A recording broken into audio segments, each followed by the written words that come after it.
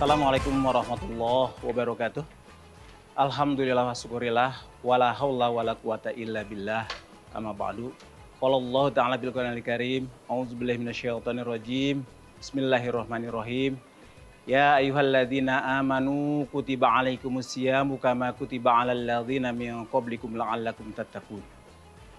Dalam ayat tersebut, dalam surah Al-Baqarah ayat 183 dikatakan bahwasanya Allah wajibkan berpuasa bagi orang-orang yang beriman. Ternyata syarat awal untuk berpuasa itu hanyalah untuk orang-orang yang beriman. Dengan adanya puasa, target akhirnya adalah agar menjadi orang-orang yang bertakwa. Jadi kalau bisa kita lihat dalam proses, dalam input, proses dan output, maka ada input, syarat awal inputnya adalah dia beriman. Kemudian ada proses. Proses yang terjadi dia berpuasa. Baru target akhirnya adalah agar menjadi orang yang beriman. Kita ketahui bahwasanya salah satu binatang yang konotasinya selalu baik adalah kupu-kupu. Bahkan sebuah taman tanpa kupu-kupu terasa hambar, terasa tidak bagus. Namun tahukah kita bahwasanya kupu-kupu muncul itu setelah melakukan metamorfosis dari sebelumnya. Karena sebelum menjadi kupu-kupu, binatang tersebut adalah binatang yang kalau kita sebut namanya kadang-kadang orang jijik mendengarnya, yaitu binatang ulat. Sebelum dia menjadi kupu-kupu, dia harus bermetamorfosis, dia harus menjalankan sebuah rutinitas bahwasanya dia berpuasa. Nah, bagaimana sih puasanya si kupu-kupu? Kita bisa belajar dari dua binatang, yaitu puasanya ular dan puasanya kupu-kupu. Kita lihat yang pertama, puasanya ular. Ular ketika dia berpuasa, tujuan utamanya adalah agar dia bisa mengganti kulit. Dan kulit yang dia lakukan itu pun harus dia melakukan puasa agar suhu tubuhnya cocok, suhu tubuhnya sesuai. Ketika dia melakukan puasa, dan setelah dia akan keluar kulit yang baru, ternyata si ular ini kelakuannya sama, namanya sama. Ketika dia makan pun dengan makanan yang sama.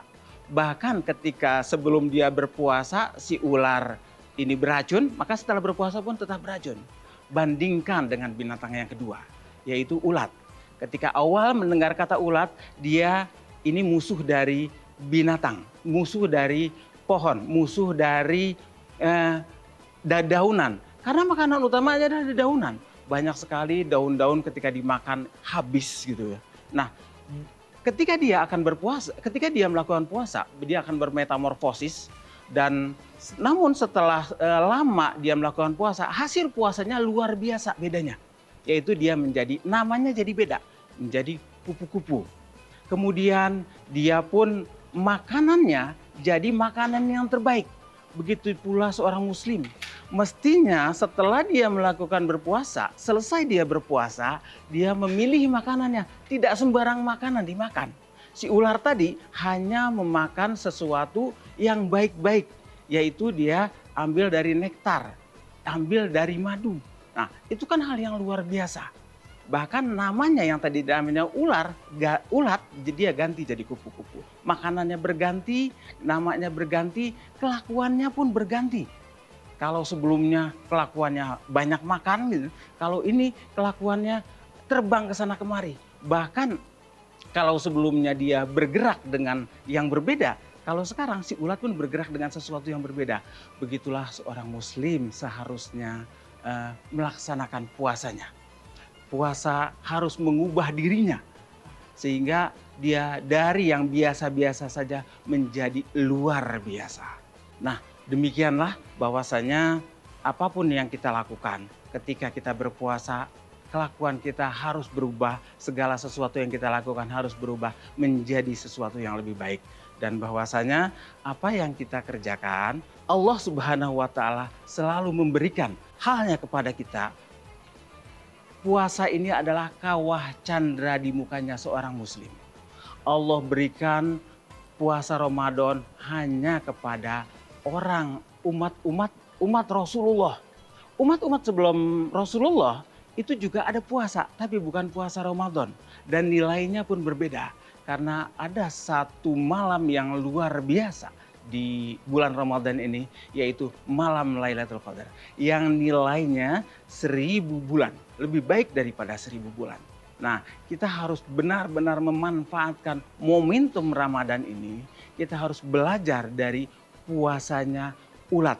Jangan menjadi puasa yang hanya sekedar melaksanakan hawa nafsu saja, hanya sekedar melawan tidak makan dan tidak minum saja, layaknya seperti puasanya ular. Hanya sekedar berpuasa, selesai berpuasa namun tidak masuk ke dalam jiwanya.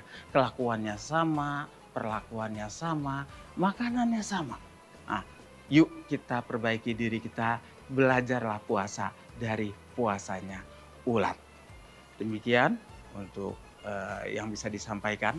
Selamat berbuka puasa. Assalamualaikum warahmatullahi wabarakatuh.